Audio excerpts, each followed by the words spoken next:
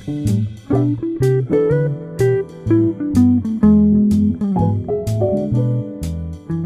everyone, and welcome to the Student Sparks podcast, where naturopathy meets neuroscience. I'm Parker Malev, the naturopath. And I'm Emma Johnson, the neuroscientist. Join us on this adventure as we delve into the depths of nutrition, nature, medicine, and the mind. Where every insight sparks discussion and debate.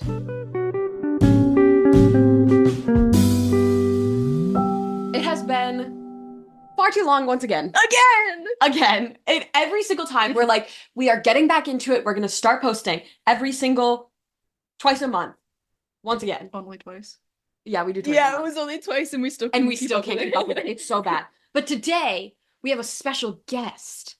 This time, the most specialist guest. And it's because she commented on our Instagram. No, okay, all right. It's not because we've known her forever or anything. No. It's because because we posted an Instagram that was like, who has internship experience they want to talk about? And she answered. So now she's here. We don't know her. We picked her up off the street. Emma. Hi, my name is Sarah. I don't know these people. Oh, okay. They kind of kidnapped me. Please send help. For legal reasons, we did not kidnap this person. She came here voluntarily and offered us food. So I did, and you guys didn't answer. We were making TikToks. I'm very sorry.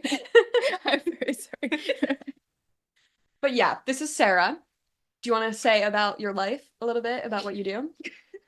So I'm a nationally registered EMT with a state license in Massachusetts. I've been doing this for 10 months now, and I love my job. She loves her job. I love my job. She tells us stories all the time, and we always have to kind of start it out with, is this something that we're going to have to prepare ourselves mentally to hear? Or is it, pain? Normal. Mm-hmm. Yeah, so she has a lot of experience already. We do not have a lot of experience yet. No. We're trying our best, but we wanted to compare and contrast and talk a little bit about internships and how to get experience. And not only that, but it's pretty well known that internships are kind of difficult to get, and they are desired by most people at the same time. So everybody wants them, but not everybody can get them, and yet you need them to get jobs. But everybody needs jobs. So we're a little stuck. Yeah. We're a little stuck. So that's where dang it. So that's what we're going to be talking about today. And we have our special guest to give us the insights into the emergency medicine world. We have Emma, who's going to give us into the science and research world. And I will be doing primary care type stuff because that is so much fun. It's a lot more boring than you guys. That is not true at all. Oh, it's so funny. I literally just look at slugs all day long. Okay, so we have somebody who looks at slugs and snails. You look at... I go wee woo. She goes wee woo, and I go poke poke. You're allowed to start IVs. I'm not allowed to do that. I'm allowed to start IVs. I thought you were allowed to. No, that's venipuncture. Only nurses can do that. And I think some paramedics can.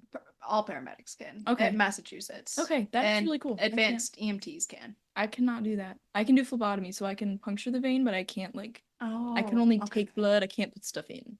I can take stuff out. I can't put stuff back in. So that means even starting the IV, even if you're not putting anything in it, I can speak very well. I promise. But even if you're not starting anything, you can't start the catheter. No, because you have to thread it into the vein, and we're not technically trained to thread anything. We're just trained to get it in and get it out.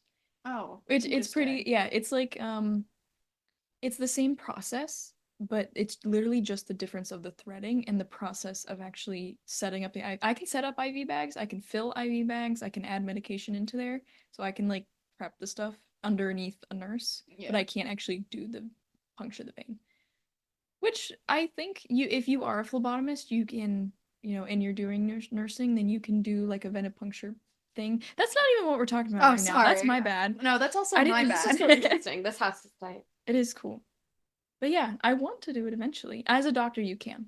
Yeah. So I hopefully will be doing it at that point. Doctors, nurses, not CNAs. CNAs cannot. Right. Paramedics, advanced EMTs in Massachusetts. Medical assistants can't do it either. Even though most of the schooling is pretty long. You can do in therapeutic injections. Bless you. You can do therapeutic injections. You can do EKGs. You can do ear lavages. That was an interesting one.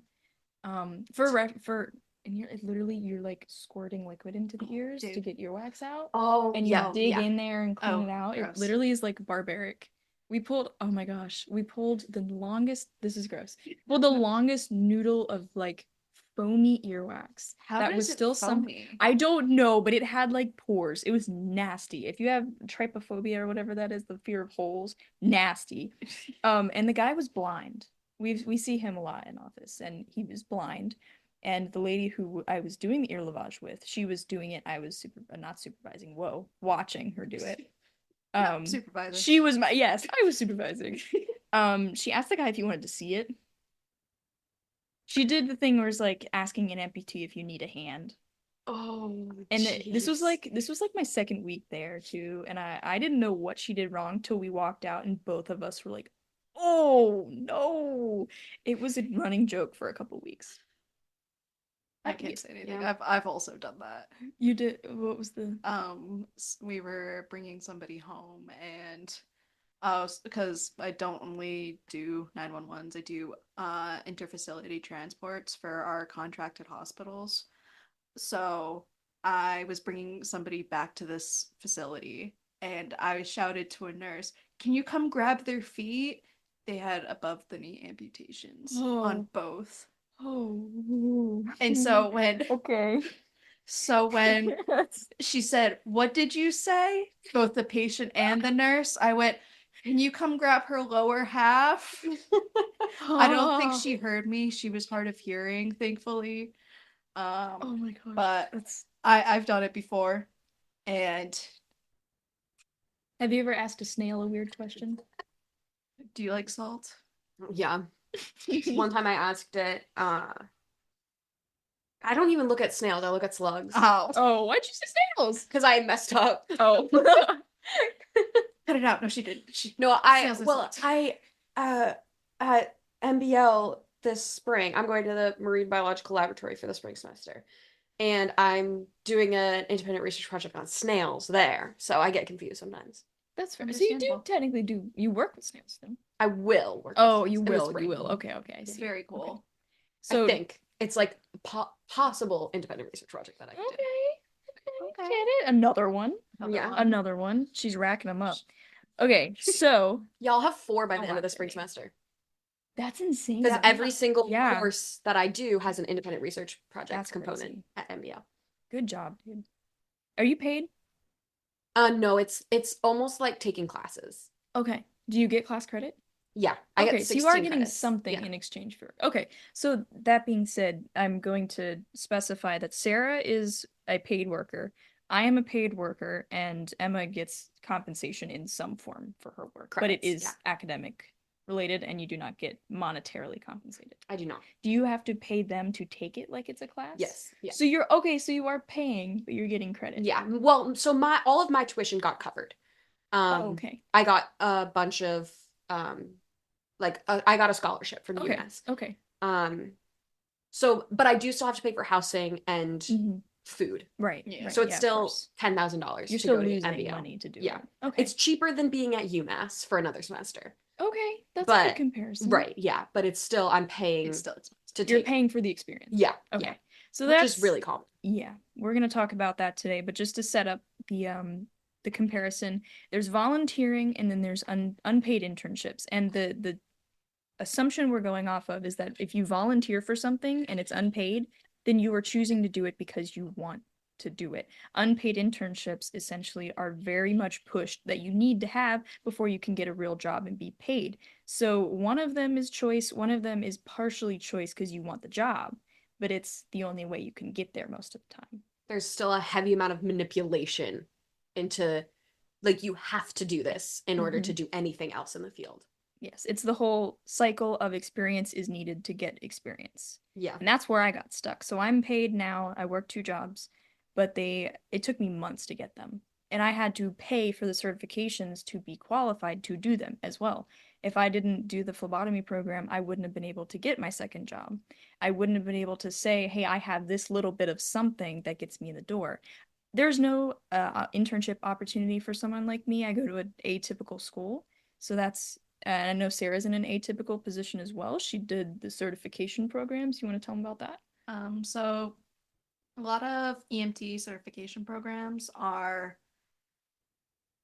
they are typically pretty short. They range from anywhere between 6 weeks to 2 months. And at the end of it, everything to get the certification is you have to pass a national written test. And for Massachusetts, you need to pass a practical. A lot of states have a practical instated, and each one is a bit different. Um, but so I did a 10-week program where I was meeting in a random CMed in Holden. Probably shouldn't say that. It was Yeah. it was like it was a CMed operations where they just had some extra space where they would just where they just had empty space for a classroom, and we had a teacher who has been a paramedic for like 20 years or something, and he got his certifications to be able to teach. And I was able to get all my certifications through there. They set up the practicals, they gave us the vouchers to be able to go and take the national written. In Massachusetts, you have to have, or I don't know if it was my program, but we needed a 75 to be able to go take the national written test. And it, like I said, it ranges. So there are community colleges where it takes 2 years to get done. I just happened to do an extended, or not extended, a expressed, Oh, the accelerated programs? accelerated, because I Those are nice. didn't want to sit through nursing school. Do most people work while they're doing that program? So people are able to get the job as an EMR, which is just the driver. They can't do any patient care. So my company hires EMRs just to have another body to work. So that is a medical job you can do. A lot of the people I was in class with were previous military dispatchers just wanting to learn more, and just people who are trying to get a new start. A lot of firefighters, or a lot of fire departments now require people to have their EMT. So I had a bunch of firefighter hopefuls trying to get onto a fire department, taking the test so they could get on the fire department of their choice. A lot of full-time fire departments I've seen. So it's another situation of paying to get work. Yes. Okay. That's a lot. It was not the most expensive, but it was a good amount of money. You have to pay a lot of money to the state and a lot of money to take the actual test.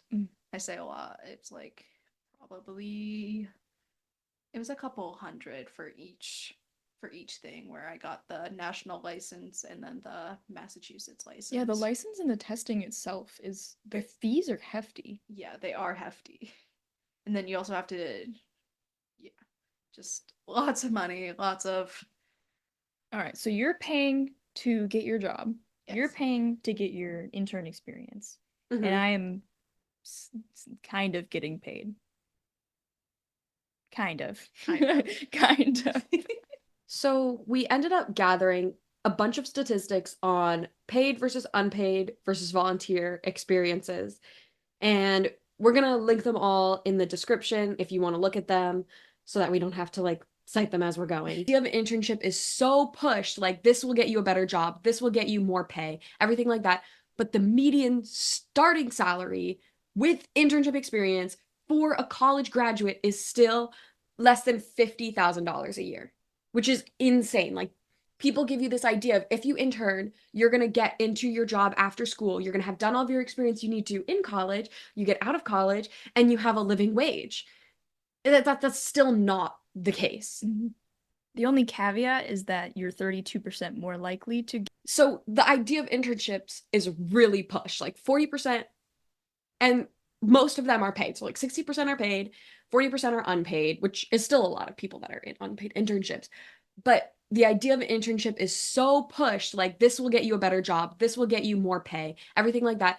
But the median starting salary with internship experience for a college graduate is still less than $50,000 a year, which is insane. Like people give you this idea of if you intern, you're going to get into your job after school, you're going to have done all of your experience you need to in college, you get out of college, and you have a living wage. That's still not the case. Mhm. The only caveat is that you're 32% more likely to get hired by the company that you're working for if you're paid. And I think that goes back, I think you guys can speak for this. You're more of a valued person. They're putting Mm-hmm. money into you up front, and it's an investment. So they don't want to pay somebody to be there and to be learning all this work and be trained and then just lose them right afterward. I think that if you are willing to pay your employees up front, you're more likely to get a well-trained person in the end. You're not going to lose them immediately. But that's why you're 32% more likely to keep this job if you're paid. So you got to think of that yourself as well. And of unpaid interns, they're less likely to be seen as valuable because, like you were saying, you're not pouring money into these people. Mm-hmm. So if a mentor is trying to decide which student they want to sort of help get a job afterward or just sort of train them, and they're looking at an unpaid intern and a paid intern, and they both are very hardworking and have the same experience, they will often pick the paid intern just because that's the person who's most likely to stay at the same job. That's the person Mm-hmm. who they're pouring the most like resources into. So they want to keep that one Mm-hmm. instead of the unpaid intern, even though they're getting the same experience. And even even if you have a paid intern and an unpaid intern, they honestly don't always get the same experience either because you're pouring more resources into the paid intern. They're going to get more experiences that are valued. So they get to put more things on their resume. So they're more likely to get another paid internship or a paid job after college or anything like that because people are going to be more likely to want to teach them things because they're assuming that this person will most likely get hired again after the internship is over. So it's sort of this like cycle. If you are able to get into a paid internship, then you're getting more bang for your buck. Well, I mean, it's not even comparable like bang for your No, it buck really because some isn't. people are basically paying to be there and some Yeah. people are getting paid to be there. But it just creates like a vicious cycle of if you just happen to get a paid internship, then you're probably going to be more likely to get more paid internships, get a higher starting salary, even though the Mm-hmm. starting salary is still not livable. Mm-mm. No. Yeah. And then companies save a ton of money by not paying their interns. They get this free work for a whole summer, and they go back to school, and they've gotten that whole time, and they save about $2 billion each year by offering these internships, and yet somehow there's still not enough to go around to the Hmm. point where we're all pushed into yeah we're all pushed into corners. And have you ever experienced like do the EMRs, do they contribute enough to be paid a decent amount, or is it the Um, same sort of deal? so they do get paid less than us. They get paid less than us by $3. So they make minimum wage here in Massachusetts.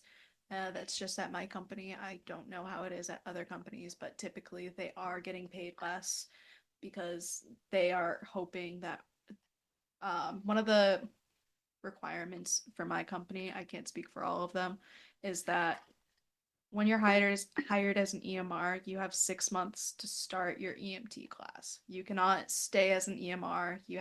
Oh, You have to progress. You have to okay. get your EMT, or I don't know if you get fired. I hope that's not the case, but unfortunately, I don't know.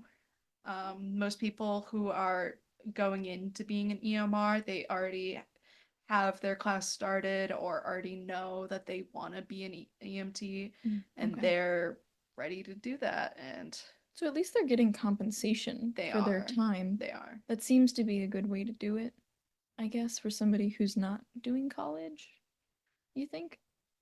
Yeah, I mean, there's a lot of my coworkers are young like us or in college. Um, Instead of one coworker in particular, he was given the option to shadow a doctor and not be paid, or get his EMT and get some sort of medical experience. He decided to be the EMT and get some sort of medical experience because there's a range of experience you can get from just walking in on a scene. You have no idea what's going to happen. Mm-hmm. Yeah, definitely. It still sounds like it's the same issue of most people who want to be doctors or nurses later on still have to start at that point Yeah. and Mhm. pay to get to that further point. And I know that we you pay to go to college and you pay to get the certificate that says you can work essentially. We're talking more about having a further expectation on people to pay more than what you're expected to just to be mediocre Just to see it yeah as in the an eye, option. yeah, to see more options than just what you go to school. Let's say you're just getting your bachelor's. That's a requirement for most jobs, and yet you can't get most jobs because you only have a bachelor's. It's not enough on a resume anymore, Mhm. especially in anything medical related, anything research related. You are not good enough for just going to school, Yeah. and you have to pay to do more.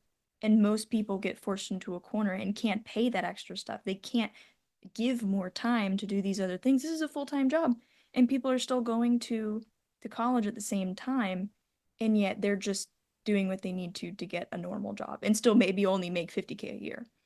So we're not talking about internships being bad. It's just the idea that you need more than what is required of you to get a barely livable life.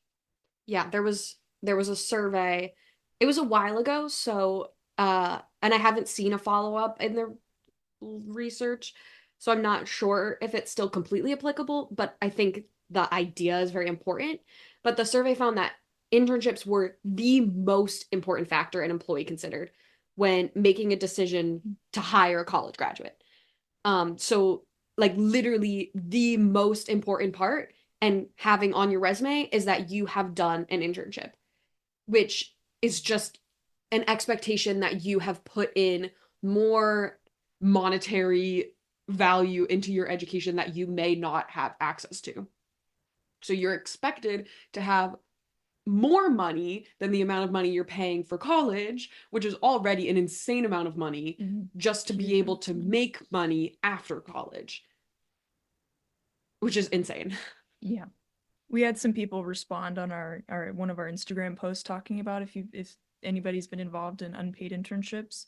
And one of the points somebody brought up is they were happy to do it, being unpaid for it, but I think she said she was taking the train or the bus there every day, and it ended up being like a $20 investment every day for the whole summer. Mm-hmm. And it was, if you can afford that, that's amazing. But she was saying how it just like she's literally paying to go to work. And it's not like she's paying to do the program. She got this amazing internship, and there's still the life costs of getting there and the certifications and the needing certifications to get through the door of literally anything. And then even if Yeah. you don't need that, if you're not in some health related field, then you're paying gas. You're paying extra money. You're packing food every day. It adds time to your schedule. You're spending on that. It's a big cycle of mess that I think needs to be looked at a little bit better. And even volunteer work, even if you're getting the same experience, is not viewed the same. Mm-mm. Like statistically is not viewed the same as having a paid internship. It is not nearly the same, even if you get the same experience. I know when I was applying for things over the summer, there was volunteer work where I could go out and I could literally tag sharks all day long, and that would be an insane amount of experience with sharks like in the water and like doing research with an actual researcher in the field while he's tagging these sharks, and that would not have been the same as the independent research project I did that I got paid for, because it doesn't look the same when you put it on your resume. When you put something under volunteer work versus work experiences on your resume, like even just the label of where it is on your resume can have an impact on whether how it's viewed, like if it's viewed as real work, which I think is the biggest problem, is people don't view it as real work when you're doing something volunteer versus doing something that's paid where you count as an employee and you have to sign like a W-2 or whatever. Which doesn't make sense because I think if you see somebody volunteering their time on their resume and it's still good experience, that should be more valuable than saying, "Oh yeah, I'll take $15 an hour to do this work for you." You're still getting experience on both, except you're getting compensated for one. I almost feel like the volunteer work should be more valuable Yeah. because you're literally giving up a ton of your time and And yet, effort to do at that. that point, they want you to have both. They want you to volunteer for things, No, and no they way. want you to get paid for things Not a because chance. we need to see your passion, but also you need to have a very structured research project that you contributed to We need to see that an someone actual selected thing. you. Yeah. You need to be selected, but you also need to have enough passion that you'll do it for free. Volunteer work is probably seen as less because anyone could volunteer, and that means that anyone volunteering could just be some layperson off the street. It could be me volunteering, and I don't know anything about sharks. I don't know sharks. I don't know what the It's your requirements thing. were to volunteer, but just in general, I feel like volunteer work is seen as less, like Less you guys have skilled. said, because it's something that Hey, I'm here. isn't yeah, it's Tell me what to do. yeah, Yeah. exactly. Whereas it's not, and there's not There's as much no- training involved either, There's no right? training involved. There's no what's it called? Interview process, I would have to guess. Mhm. There's no like exclusivity. Yeah. Yeah, you're right. I didn't think about that. There's also, even if there is, so I'm on a research, I've been in multiple research labs on my campus. And one of the big things was every time I would apply for one, they would say you should take it for credit, which means that I'm gonna have to pay for the credits through the college. So that's another thing I have to pay for. I'm paying for those credits. And I would say, well, can I just do it as a volunteer thing? I don't need the credits. I just like want the experience. And they would advise me not to because it doesn't look the same. You can't. They actually straight up told you that? They said if you're going to do a research lab, you might as well get credits for it without even possibly You're paying. considering the fact that you're paying for those Yeah. credits. Like you're paying That's for every crazy. single credit that you do in college. Like, but everybody wants you to, because another one was that they said, well, if you just do it for a volunteer, you're not going to feel as motivated to come every single week to the lab and do things. Did they really lose anything then? Right. They're literally not paying you, so what does it matter if you show up? or Right. not? But even like, You also have no obligation if you are a volunteer to Right. show up. I think they're scared of that. Yeah. They want you to be paying for it. yeah, because then, and they can give you a bad grade too if you don't show up. Oh, Like really? you can get graded. Oh wow. Like I remember I got like an A- in my lab, and I was like, why did I get an A-? I showed up every single week. I still don't get it. Paramedic students, they have 2 years of schooling in most programs, and then 2 years of clinicals where they go around doing ER work where they are talking to patients, drawing blood, starting IVs, doing EKG, stuff like that. But the thing about paramedic students that is different than I'm assuming other unpaid internships is that they go off of patient contacts and different experiences in patient contacts. So like there was this guy I was riding with. He was close to being done with his ride time where he needed a certain amount of ALS skills to be done on an actual patient in person, and unfortunately those can take a while to get considering it's just luck of the draw. Like this guy was waiting for a code, and so he could practice all those skills because those are skills he needs so he would be able to graduate, even though he's like, I don't know if it's graduate, but like finish up his paramedic program. And So you're literally waiting for someone, like just a certain specific case to pop up in your area before you can graduate? that is how I've been told it is, where they're waiting for they they have to have these skills done. They, even if this guy was working 12 hours with us and he only, I think he only got like one ALS patient that day, which means he only got one like um qualified experience that he could That's write crazy. up and be like, this is what I did today. Everything else was BLS. And so it's That's just, kind of crazy. yeah, You know, do paramedics get paid less than nurses? they do. But everything you just described is almost everything that nurses do besides a certain level of medication management. We're paramedics are able to give quite a few medications. They're allowed to. Oh, I'm allowed to spike IV bags and set up. Oh, cool. Like the extension set and whatnot. But paramedics are allowed to do EKGs. They're allowed to start CPAP. They're allowed to give duonebs. They're allowed to give like epi for cardiac issues, stuff like that. They're allowed to give a lot of things. The only difference is they don't have that nursing certificate. So there is talk of Massachusetts doing a test where they would be for paramedics so they would be able to just take the test and get their RN without having to go through the schooling. Yeah, that would make complete amazing. sense, especially because you can go from in a lot of schools like ECPI is one of the big ones. You can take your bachelor's and you can do a 1-year program and get your RN. But Okay. like there's this one guy at a hospital we frequent. He walks around with his little badge that says paramedic/RN, and he's just a very nice dude. But he has both of them. I don't That's kinda unfortunately know if he went to school to get that RN or vice versa, or if there was just like some compromise they could do or whatever. I think the main takeaway is it's not fair.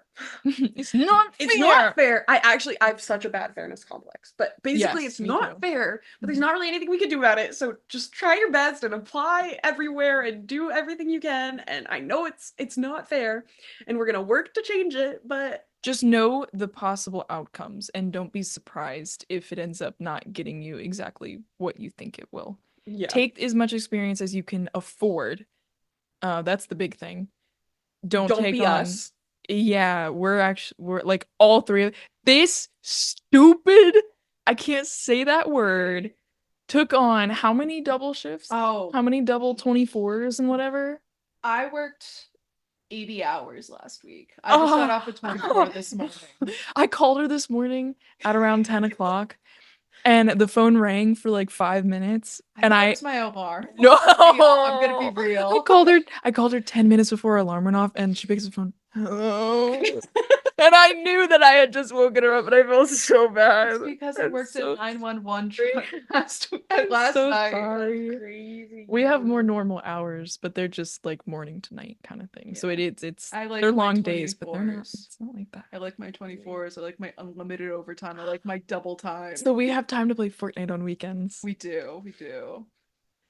Anyways, go Not- get those jobs. Not all internships are made equally. Yeah.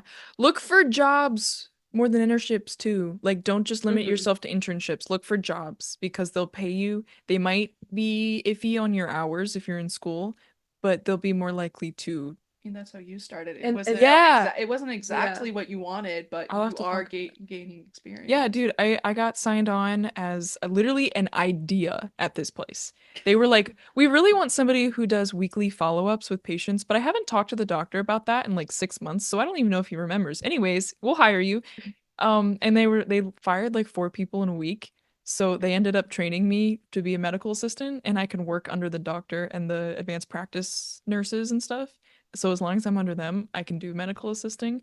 And yeah, so just don't be afraid to take a job that's related to your field, but you're not actually doing the exact job you want to. Someone might get fired. Yeah. Yeah. Oh, I'm so sorry. I was so scared because the people that got fired were better than me at the time because I wasn't trained. They just had bad attitudes. Anyways, we'll see you later. Say thank you. Oh, no, say Bye. thank you to Sarah. I don't know why I was telling her to say thank you. And but- we all say thank you. Thank you everyone for tuning in. We had so much fun creating this episode, and we hope you enjoy it as much as we do. If you'd like to learn more, follow us on Instagram at studentsparks.ep, where we'll post all kinds of information and episode updates. Don't forget to check in every other week to learn more about what it is like to be a student of neuroscience And naturopathy.